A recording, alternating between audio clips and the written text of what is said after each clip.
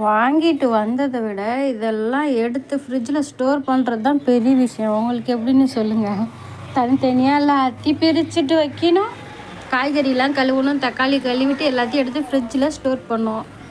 பட்டாணி உரிச்சு எடுத்து ஃப்ரிட்ஜரில் போடணும். இந்த வாங்குகிற பிரச்சனையை விட நமக்கு தான். அப்புறம் துணி காயறது துவைக்கிறத விட பிரச்சனை இல்லை, ஆனால் அது எடுத்து வைக்கிறது தான் பெரிய பிரச்சனையாக இருக்குது. உங்களுக்கு எப்படின்னு நீங்கள் கமெண்ட் பாக்ஸில் சொல்லுங்கள். ஏன்னா எனக்கு இப்படி தான் அவஸ்தையாக இருக்குது. இப்போ இந்த இது வந்து நான் முன்னாடி வாங்கினவங்க ரோட்டு கடையில் வாங்கின வெங்காயம். இது தெரியாமல் 3 கிலோ 50 ரூபான்னு சொன்னோன்னே இப்படி வாங்கிட்டேன். அப்புறம் பார்த்தா ரொம்ப குட்டி குட்டி குட்டியாக இருக்குது. இதை அரிஞ்சு இந்த ஒரு வாரம் நான் ஓட்டை கட்டி எனக்கு பாதி உசுறு போயிடுச்சு.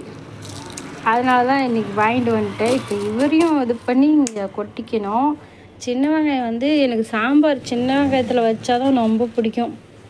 மற்றபடி பெரிய வெங்காயம் வந்து பொரியல் குழம்புக்கு கூட சேர்த்துப்பேன். ஆனால் எனக்கு சாம்பாரில் மட்டும் அதுவும் கட் பண்ண மாட்டேன், அப்படியே முழுசாக போட்டு தான் நான் சாம்பார் வைப்பேன். நீங்கள் எப்படி பண்ணுவீங்கன்னு சொல்லுங்கள். ஏன்னா இதுக்கு உள்ள அந்த வாசனை அந்த சாம்பார் வந்து ஹோட்டல் சாம்பார் மாதிரி தூக்கி கொடுக்கும். அதனால எனக்கு சின்ன வெங்காயம் வந்து சாம்பாருக்கு தான் எனக்கு ரொம்ப யூஸ்ஃபுல்லாக இருக்கும். அதனாலேயே கொஞ்சம் வாங்கிக்குவேன். அது மாதிரி நான் சாம்பார் வந்து அடிக்கடி வைக்க மாட்டேன்.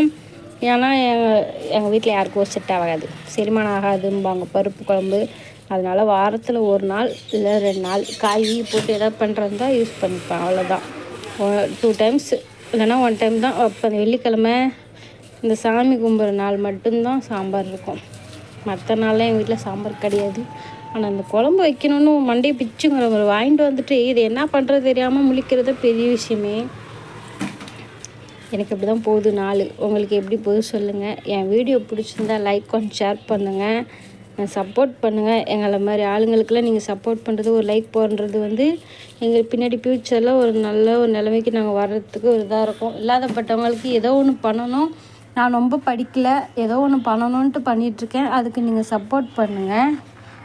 ரொம்ப நன்றி. ஹாய் ஃப்ரெண்ட்ஸ், எல்லோரும் எப்படி இருக்கீங்க? இன்றைக்கி என்னன்னு பார்க்கலாமா? இன்றைக்கி போய் காய் வாங்கிட்டு வந்தாங்க. சென்னையில் ஒரு சில இடத்துல அதிகமாக இருக்கும், ஒரு சில இடத்துல ரொம்ப கம்மியாக சீப்பாகவும் கிடைக்கும்.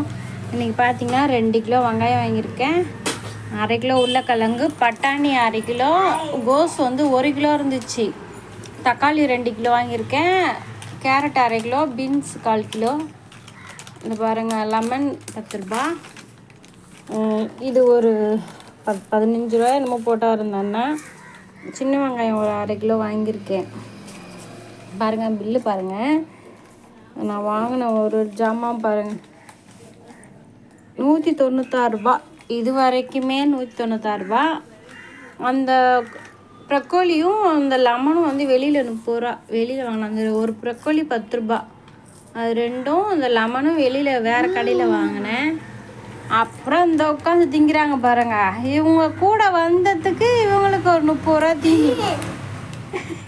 சரிப்பா பாரு, மீதி வந்து 500 ரூபா எடுத்துகிட்டு போனால் 250 ரூபா மிச்சம்.